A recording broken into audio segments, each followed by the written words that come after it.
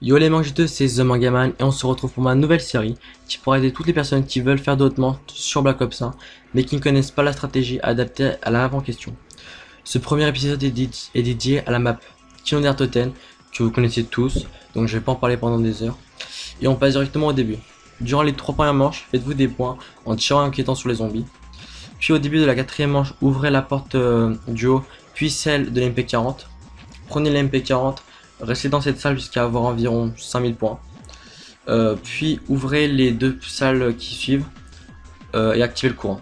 Ensuite, prenez le mastodonte et le couteau de Bowie dans l'ordre que vous voulez, mais prenez bien le couteau de Bowie car il vous servira, car il peut cutter, enfin vous pouvez mettre un seul cut jusqu'à la manche 9 et il vous permettra d'avoir beaucoup de points. Ensuite, de la manche 9 à la manche 25, vous tournerez dans la salle du théâtre ou autour de la tourelle. Sachez que autour du théâtre ça sera plus long mais beaucoup moins risqué qu'autour de la tourelle, ça sera plus rapide mais plus risqué. Et pendant ces manches, essayez impérativement d'avoir le pistolet éclair et les bombes simples. À partir de la manche 25 et jusqu'à la fin du run, vous effectuerez la stratégie suivante. Vous trouverez dans la salle du MPL.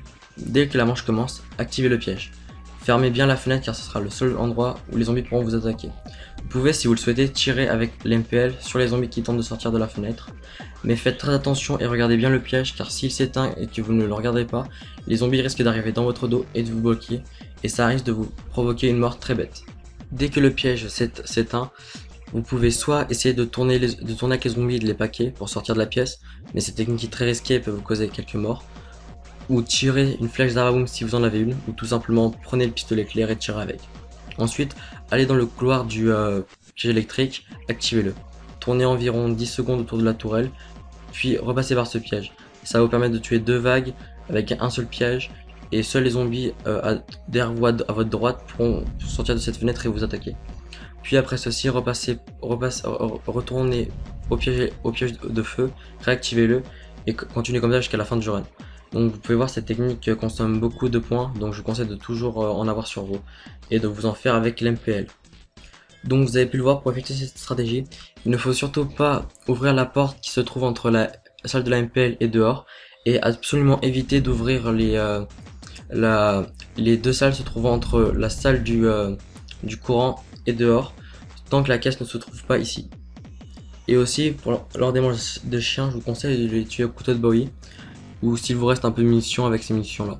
Et pour terminer ce petit tuto, les atouts que je vous conseille, ça serait Mastodonte et Quick Revive car ils sont indispensables, Double Tap pour vous faire des points plus vite, Speed Cola pour recharger plus vite, ou si vous voulez, ce sera votre choix, 3 armes pour avoir pistolet éclair, Arbaboom et une mitraillette pour faire des points tels que l'MPL. Et mon petit avis sur cette map, c'est que c'est une map qui est très facile, non seulement car il y a beaucoup de pièges qui vous permet d'aller dans les hautes manches et que la map est très facile à comprendre, mais aussi parce que le gros avantage de cette map, c'est qu'elle possède le pistolet éclair, cette arme qui vous permettra non seulement de faire de hautes manches, mais aussi de vous débloquer dans toutes les situations possibles. Et voilà, donc ce petit tuto est terminé, même j'espère qu'il vous aura aidé, même si je pense que vous connaissez par cœur cette map, et je ferai des tutos sur toutes les maps de Black Ops 1 en solo pour aller plus loin possible.